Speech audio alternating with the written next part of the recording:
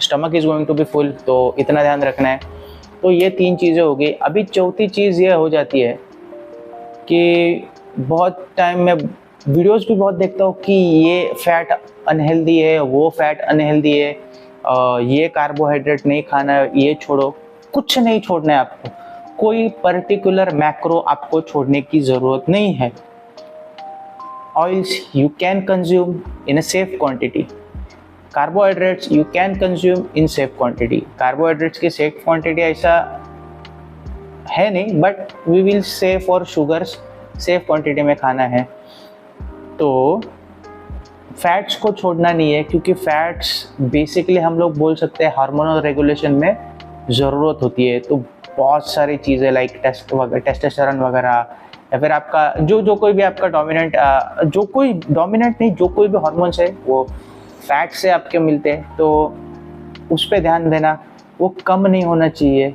5 से 10 ग्राम अगर खा रहे हो, it's more than sufficient. Usually क्या होता है, हम लोग को लाइक इंडियन फूड्स में बहुत फैट डाल के, ऑयल डाल के हम लोग खाना बनाते हैं, एंड अपनी कैलोरी काउंट है ना, वो जो ऑयल होता है ना, उसके वजह से ही कम ज़्यादा होती है। क्योंकि 1 ग्राम ऑयल आपका अराउंड 10 कैलोरीज के आसपास रहता है, 9 पॉइंट समथिंग रहते हैं। हम लोग 10 कैलोरीज कंसिडर करेंगे। वेट लॉस करना है ना, वेट गेन तो नहीं करना है, तो थोड़ा सा ओवर एस्टिमेट करते हैं, लाइक थोड़ा सा, ज़्यादा नहीं, 1%, आधा % तो 10 कैलोरीज के आसपास होते हैं 1 ग्राम फैट।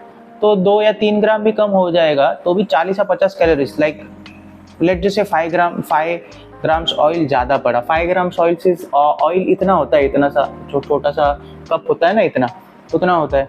तो वो ज़्यादा गिर गया तो आप बोलोगे यार इतना सही है, ज़्यादा नहीं है, कुछ नहीं होगा। 50 कैलोरीज से बढ़ गया आपका खाना का, इतना ऑयल की वजह से आपका खाना 50 कैलोरीज से बढ़ गया, जो कि एक इतना बड़ा एप्पल के हिसाब से होता है। तो देखो कि कैसे कैलोरी कैसे मिसकैलकुलेट आप कर सकते हो। तो उस पर ध्यान देना है, लिमिटेड अमाउंट में खाना है। फैट को आप कम करो, मेरे ख्याल से फैट को कम करो। और अगर आप फैट कम कर रहे हो तो एक पहली चीज़ तो फैट कम कर रहे हो, इसका मतलब बॉडी को जितना फैट चाहिए उतना तो मिलेगा नहीं। तो गुड फैट आपको जो अगर खाना है तो ओमेगा 3 फिश ऑयल जो होता है ना, ट्रिपल स्ट्रेंथ वाला, वो लेना है। 1 कैप्सूल उसकी लाइक 1 mg का वो जो डोसेज होता है, उसको ध्यान रखो। तो मैं वैसे करता हूँ, आप कर सकते हो, इट डिपेंड्स ऑन यू कैसे क्या करना है। वेज खाना है या फिर नॉन वेज कैप्सूल खाना है, वो आप पे डिपेंड रहेगा। उसके ऊपर मैं बाद में बनाऊंगा। पर बेसिक सप्लीमेंट के हिसाब से आप अगर वो ओमेगा 3 फिश ऑयल जो होता है ट्रिपल स्ट्रेंथ वाला, वो अगर आप खाओगे then you don't have to worry about your fat intake. वैसे भी तो अगर मेरा तो दिन में सिर्फ 15 ग्राम्स ऑयल जाता है, मैंने लिख के रखा है उतना। मेरे लिए मैंने परमिट किया है कि मैं सिर्फ 15 ग्राम ऑयल ही खाऊंगा, और जो कुछ भी खाना बनाऊंगा वो 15 ग्राम में ही होगा। और एक्सटर्नल सोर्सेज, क्योंकि क्या होता है, एक्सटर्नल सोर्सेज भी होते हैं जिससे फैट आ सकता है। लाइक पनीर रहेगा, या फिर दही रहेगा, या फिर मिल्क रहेगा, कुछ भी मैं खाऊंगा तो उसमें भी फैट होता है इंक्लूडेड। या फिर कोई भी फूड हो उसमें फैट होता है, तो उसमें से आ जाता है। वो मैं स्पेसिफिक गिनता नहीं हूँ, वो सिर्फ डायरेक्ट कैलोरीज में जाता हूँ। जो एक्सटर्नल सोर्स है, जो कि फैट के प्राइमरी सोर्स है, जो कि अपना ऑयल घी वगैरह है, उसको मैं गिन के रखता हूँ ताकि मिसकैलकुलेट ना हो मेरा कैलोरी इनटेक। तो वो वैसे हो गया। फिर आता है कार्बोहाइड्रेट छोड़ो, फिर आपका ये होगा वो होगा, आप 1 वीक में 5 किलो लॉस करोगे, या फिर ऐसा कुछ कीटो वगैरह, ऐसे सब पागल चीज़ है। अगर आप कीटो कर सकते हो, if you can follow that diet trend, life time follow करना, इतना ध्यान रखना है। 4 दिन करके 5 दिन करके कुछ मतलब नहीं है कोई भी डाइट फॉलो करने का, तो वैसे है। पर अगर मेरी मानोगे तो कार्बोहाइड्रेट्स मत छोड़ो। Carbohydrates is like basically energy है अपने बॉडी की, और उसके हिसाब से ही आपको लाइक खाना है।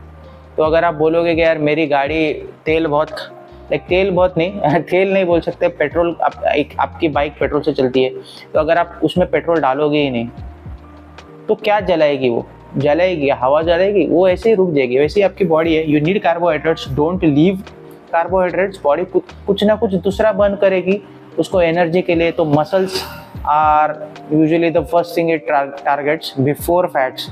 क्योंकि हाईली मेटाबॉलिकली एक्टिव टिश्यू होता है मसल, तो उसको टारगेट करेगी। और आप चाहे कितना भी प्रोटीन खाओ, अगर कार्ब्स नहीं खा रहे हो, it will fuck up your your size, your muscles and everything. तो मत करो, मैंने गलती करी है, लाइक 1 या 1.5 साल तक मैंने करी थी, मुझे मालूम है क्या प्रॉब्लम होता है।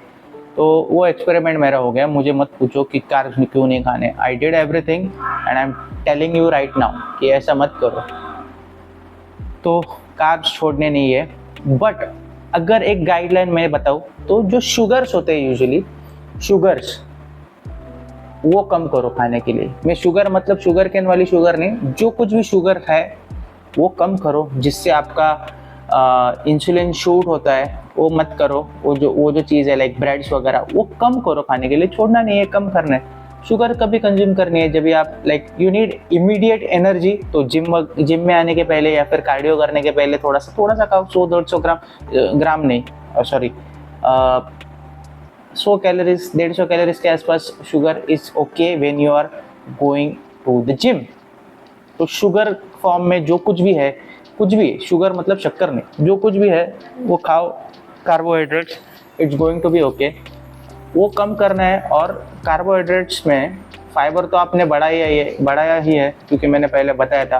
तो फाइबर है, शुगर्स है, स्टार्च वगैरह है, वो भी शुगर्स में पकड़ लेते हैं हम लोग, एकदम लाइक हम लोग पकड़ लेते हैं नहीं, वो अलग चीज़ है, क्योंकि वो भी ब्लड प्रेशर नहीं, ब्लड इंसुलिन लेवल अपना उतना ही शूट करता है जितना शुगर शूट करते हैं, उसके हिसाब से आसपास ही होता है। तो जितना आप कम स्पाइक दोगे अपने ब्लड शुगर को, इट विल बी हेल्दी। क्योंकि ये चीज़ भी मैं बाद में एक्सप्लेन करूँगा, क्योंकि उसको बहुत बड़ी स्टडी करके ही मुझे बताना पड़ेगा आपको।